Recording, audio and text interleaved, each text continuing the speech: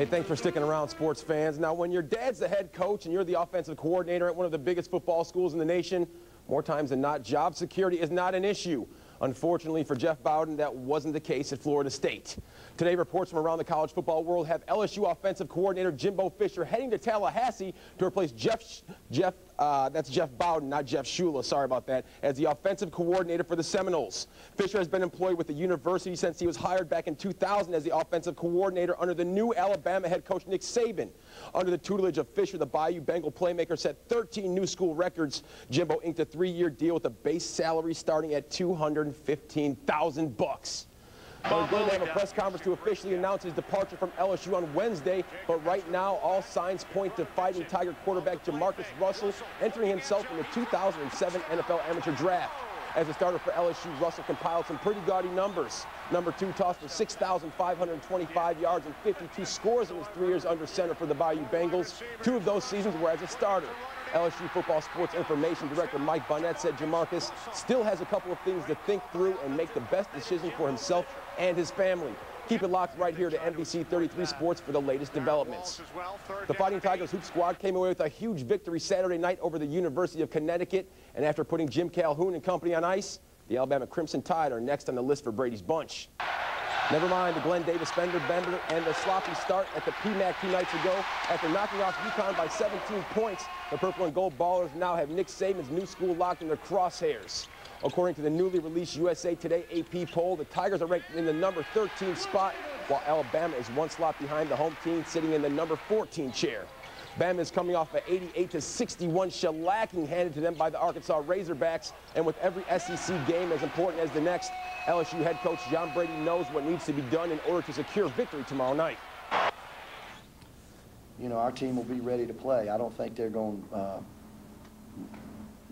I don't think there'll be any reason why they won't be ready to play. It's a big win. Then I think after that game, the schedule kind of tilts our way for a couple of weeks. You have some home games, you have some road games against some teams in the league that aren't at the top, and if we could somehow steal that game in Tuscaloosa, then I think like last year early, the schedule tilted our way, they would get out to a 7-0 start, and if we could duplicate something along those lines, it would surely be beneficial. When it comes to women's college basketball, the Southeastern Conference is the top of the crop, and with 5 teams ranked in the top 25, starting off the conference season with a win never hurts. Our own Chris Mycoskie has more. Forced to overcome a 14-point first-half deficit, the Lady Tigers' SEC opener was a lot tighter than they would have liked. But with the nation's 15th-ranked Georgia Bulldogs providing opposition, LSU's players knew that it wouldn't be an easy Sunday drive in Baton Rouge. It wasn't surprising at all. No, we coming into the SEC, you take nothing for granted. Every team gonna be ready to play LSU, regardless of what. And now those teams have a game tape that will get a lot of attention. Future SEC opponents could end up using a plan of attack that looks eerily similar to Georgia's. If anybody watched this game, they were pretty sure try to do the same thing that the Lady Bulldogs did. So we had to come out with the focus and pick up what we did tonight. While the goal of starting SEC play at 1-0 was reached, this wasn't a win that particularly thrilled anyone in the LSU camp. It will be tough to beat the league's other upper echelon teams with similar performances. I thought the difference in this one was that we put together some good minutes of consistent play. We just didn't marry the offense to the defense at the same time, but we were fortunate enough to still be able to win. LSU will meet up with Georgia again in Athens in February, but for now the Lady Tigers will just concentrate on what's next on the schedule. That's a 2-game road trip to Mississippi. That's it from the PMAC. Chris Mycoskie, NBC 33 Sports.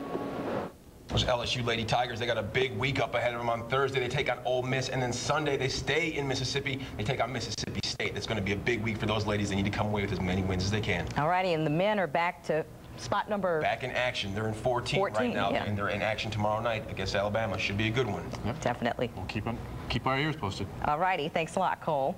We need a quick timeout, but don't go away. There's more to come on NBC 33 News at 10.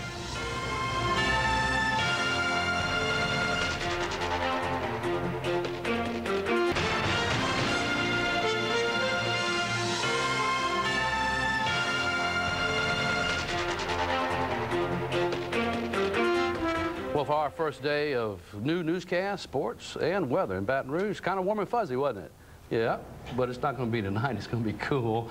It'll be with us for a couple of days. 35 tonight, and actually tomorrow night, a light freeze possible, but warming up nicely, mild as we turn toward the weekend.